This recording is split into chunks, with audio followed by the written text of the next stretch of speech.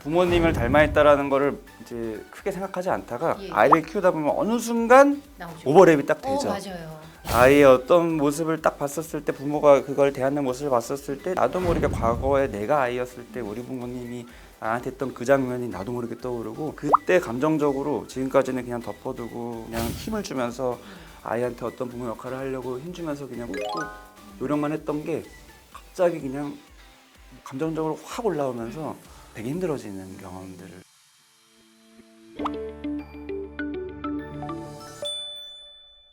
안녕하세요. 엄마들의 교육 고민을 대신 물어봐주는 교육대 기자TV의 저는 조선에듀 방종인 편집장입니다. 아이를 기르다 보면 하루에도 천국과 지옥을 오갈 때가 정말 많은 것 같습니다. 이러한 심리적 소용돌이 속에서 현명해지기 위해서는 어떻게 해야 될까요? 오늘 그에 대한 해법을 들어보는 시간을 마련해 보도록 하겠습니다. 안녕하세요, 원장님. 안녕하세요. 먼저 교육대 기자TV의 자기소개 좀 부탁드리겠습니다. 예, 안녕하세요. 저는 정우열입니다. 두 아이의 주 양육자고요. 육아빠라는 활동명으로 이런저런 활동을 하고 있고 정신과 의사입니다.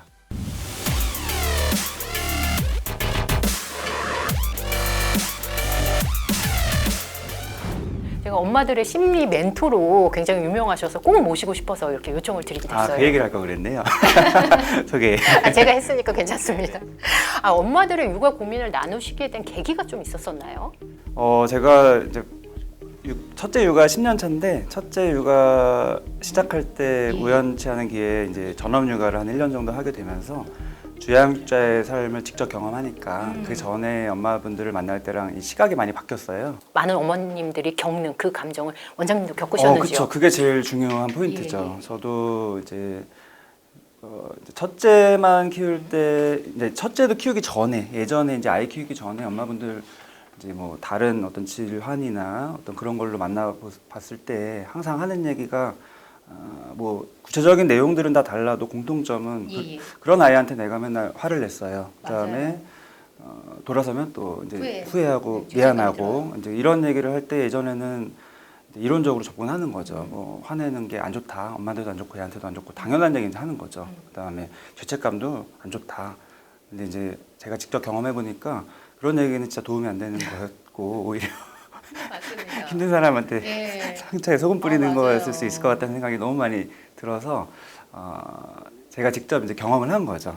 특히 첫째만 키울 때도 이제 주양육자의 삶, 이제 전업육아의 삶을 사니까 이전의 삶과는 전혀 다르게 이제 사회활동 없고 맨날 집에 있고 아이 말도 못하는 아이랑 이제 계속 있다 보니까 외로움도 많이 느끼고 맞아요. 그때 이제 또 지금 같은 이제 무더운 여름이었는데 이제 어느 날 아침에 딱 일어났는데 이게 또 하루가 어떻게 돌아갈지 뻔히 아니까 막 일어나기 싫고 예상 가능함. 귀찮아지고 그쵸. 그런 매너리즘 같은 어떻게 보면 막 부정적인 생각도 많이 들고 내가 왜 이 육아의 삶을 시작했는가 누가 시킨 것도 아닌데 이런 식으로 막 부정적으로 생각도 들고 감정도 막 다운되고 행동도 무기력해지고 이런 이제 쉽게 말하면 우울증 현상을 경험한 거죠. 둘째가 또 연년생으로 태어나면서 그때부터는 또 다른 이제 경지. 많은 부모님들이 아이를 키우다가 불쑥불쑥 본인의 부모가 떠오른다는 얘기를 굉장히 많이 하시거든요. 네네. 그래서 어떤 경우에는 내 부모님보다는 더 잘해줘야지, 내 아이한테는. 그러기도 하고 내 부모님만큼 잘해줘야지 이런 경우들이 있는데 그 기대치가 거기서 좀 많이 형성이 되는 것 같아요. 내 부모로. 지금 말씀하셨다시피 우리 부모가 내 입장에서는 너무 불만족스럽고 너무 이렇게 속상했고 아쉬웠고 이런 마음이 내 안에 있으면은 우리 아이한테는 그걸 전해주기 싫으니까 반대쪽으로 미리부터 힘을 되게 주면서 시작하는 경우가 하나 있고요.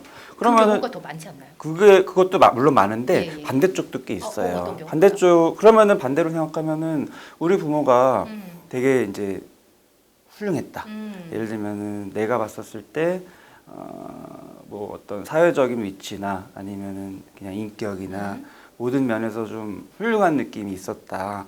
그러면은 나도 그게 만족스러웠으니까 우리 부모처럼 나도 하면 되겠다. 잘해줘야지. 그런 마음이 들면은 뭐 잘할 수 있을 것 같은데 그게 또 아니에요. 왜냐면은 사람마다 어떤 타고난 기질이나 이런 스타일이나 성향이 다 다르잖아요.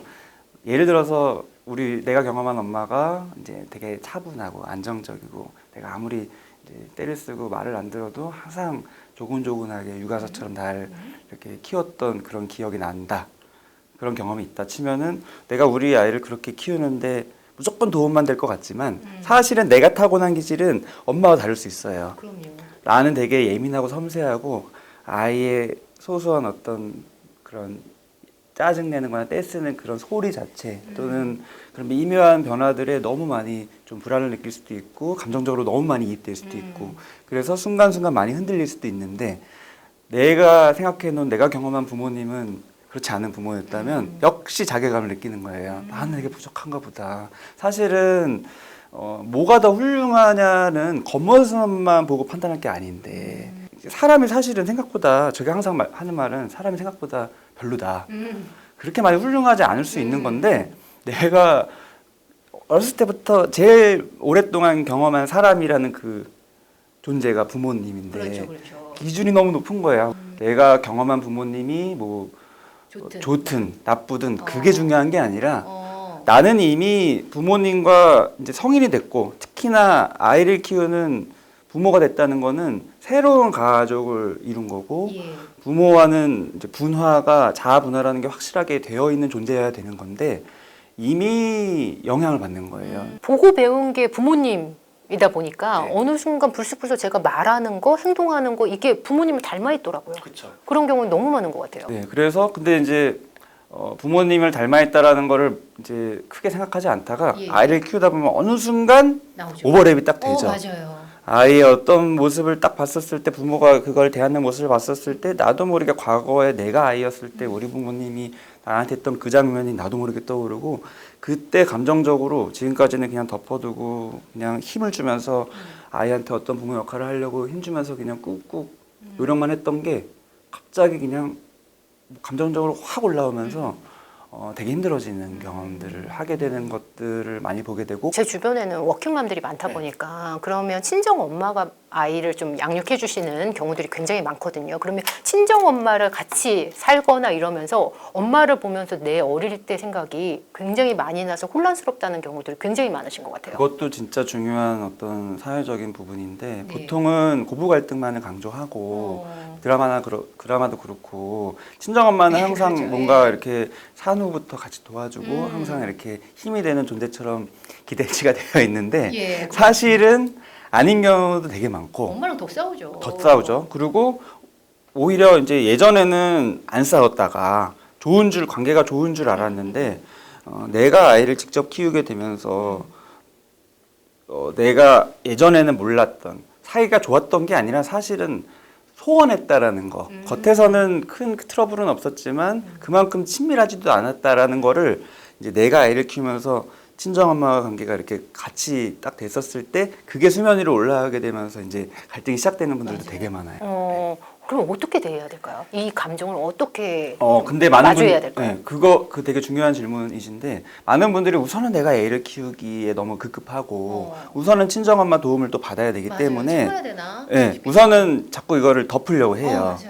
근데 뭐 우선 덮을 수 있죠. 근데 문제는 역시 친정엄마의 관계도 마라톤처럼 길게 가기 때문에 친정엄마의 관계가 그리고 관계에서 끝나는 게 아니라 그 감정이 또 고스란히 내가 아이를 키우는 우리 아이에 대한 나의 마음과 행동으로 또 이어지기 때문에 덮는다고 해결되는 게 아니라 결국 미봉책이고 언젠가는 또 터지는 것 같아요. 급할수록 돌아가야 된다.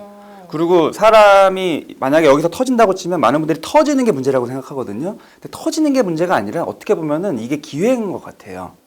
터지는 걸 통해서 이 일을 다시 봐야 되는 거죠. 그쵸, 인식하게 되는 거죠. 그래서 항상 사람은 되게 자연스러운 존재인데 많은 분들이 뭔가 지금까지의 나의 삶이랑 뭔가 다른 거는 문제다.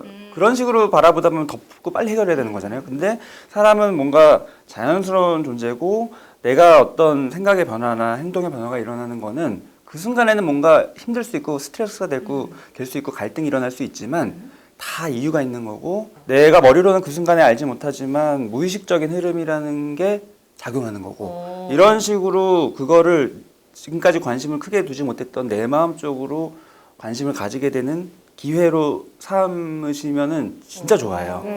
근데 지금 익숙하지 아는 게 당연하다고 말씀하셨는데 그럼 익숙하지 않은 거를 익숙하게 하려면 좀 구체적인 좀 방법이 있으실까요?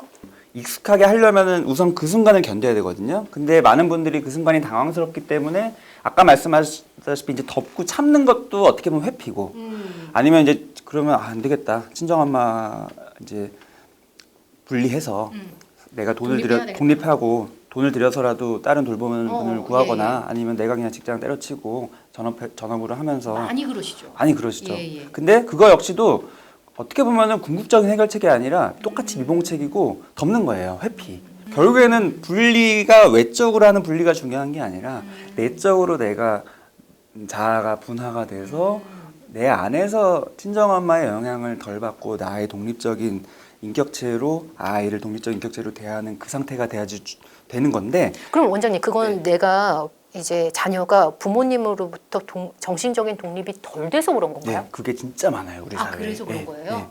내가 지금까지 20년, 30년 동안 부모와의 관계에서 나도 모르게 경험했던 여러 가지 가치관이나 상처나 덮어뒀던 불만족이나 감정들, 섭섭한 거, 또 형제와의 관계에서 그런 게 쌓였던 분들도 많고 부모와의 관계에서 쌓였던 것도 많고 그냥 뭐 외동이어도 뭐 다른 가족이나 다른 친척이나 다른 친구와 비교하면서 쌓였던 것도 많고 또 아니면은 아까 말씀드렸다시피 부모 자체가 너무 객관적으로 훌륭한 것 같아서 나 자신이 스스로 비교하면서 위축됐던 것도 맞고 근데 이걸 이제 의식으로는 인식하지 못하고 무의식 안에만 이제 가둬뒀다가 그 순간에 터진 거기 때문에 터진 게 문제가 아니라 이 순간에 내가 무의식으로 너무 이렇게 가둬놓은 게 문제인 거거든요. 근데 그럴 수밖에 없었던 또 내 이유가 있어요. 부모와의 관계에서 허심탄회하게 얘기하지 못했거나 뭐 친구와 소소하게 털어놓지 못했거나 아니면 내 성향이나 성격상 그런 게 쉽지 않았던 여러 가지 이유들이 있어서 그럴 수밖에 없어서 이게 터진 거기 때문에 이 과정을 지금의 상황에서 기회로 삼아서 조금씩 생각나는 대로 이제 떠오르는 대로 자꾸 덮는 게 아니라 이게 생각나네. 그때 이랬었지. 그때 좀 힘들었었지. 이런 식으로 하는 게 상담하는 거고요.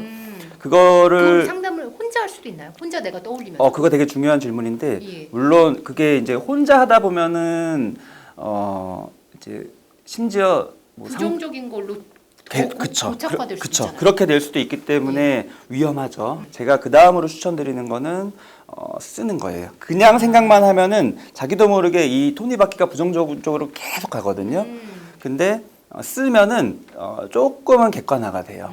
왜냐면은 일기를 쓰든 메모로 남기든. 네, 근데 쓰는 게 중요한 게 이제 감정에 포커스를 두는 거죠. 보통은 이제 우리가 일기 쓸 때 항상 어떤 사건이나 그 사건을 통해서 내가 무슨 깨달음을 얻었는지 이 생각의 회로를 돌리는 것만 우리는 익숙하거든요. 근데 이 무의식이라는 영역은 생각하는 영역이 아니라 느끼는 영역, 감정의 영역이기 때문에 그냥 보통 제가 쓰는 표현은 갈겨 쓰는 거.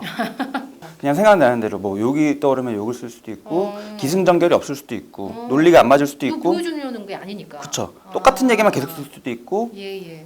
되게 형편없을 수도 있는데 그렇게 하는 게 되게 중요해요. 그러면 이거를 쓴 다음에 나중에 이거 문득문득 생각날 때 다시 봐야 되나? 안 봐도 돼요. 안 봐도 근데 돼요? 많은 분들이 이거 쓰면은 뭔가 보고 또 정리해야 될 것 같은 그 생각이 드는데 이거 역시 정리하는 머리로 하는 거라서 필요 없고 쓰는 과정이 왜 중요하냐면은 보통은 머리에서만 돌아가면은 부정적인 쪽으로 돌아갈 수 있지만 이게 이제 머리에서 돌아가는 것과 쓰면서 이렇게 한번 걸러지는 게 있어요.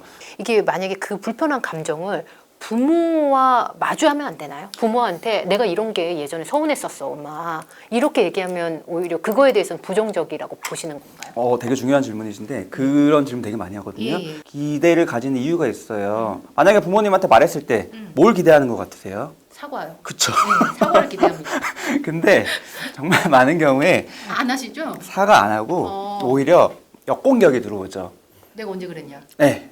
근데 그거는 진짜 기억이 안 나는 경우도 있지만 사실은 이제 왜곡도 많고 왜냐면은 그 부모의 입장으로 또 돌아가다 보면은 지금 이제 아이를 키우시니까 경험하실 거예요.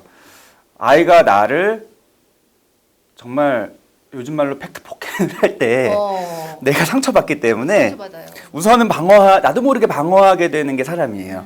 근데 그냥 방어하면은 힘이 없잖아요. 더 공격하잖아요. 그래서 역공격을 해야 돼요. 그러면은 이제 자녀 입장에서 상처받는 거죠.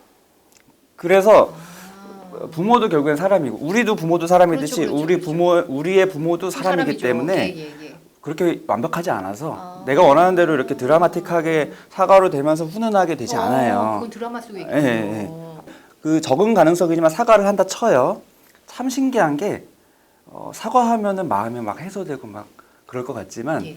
사람이 참 신기한 게 사과가 중요한 게 아니라서 예. 내 마음 속에 이미 그게 오랫동안 있는 무의식에 쌓여 있는 게 중요한 예. 거라서 사과 한 방에 이게 쫙 해결되는 게 아니에요. 사과를 직접 해도 당사자는 이렇게 또 받아들여져요.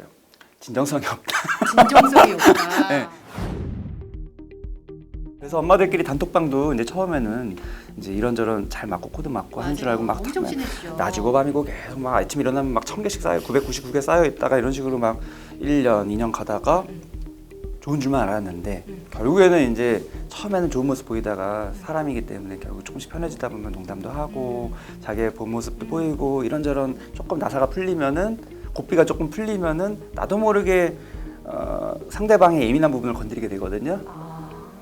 근데 이제 처음에는 참다가 이제 빵 터지죠. 그래서 그 엄마도 당황하지만 예. 진짜 당황하고 자괴감 느끼는 건 터진 자신이죠. 대기자 TV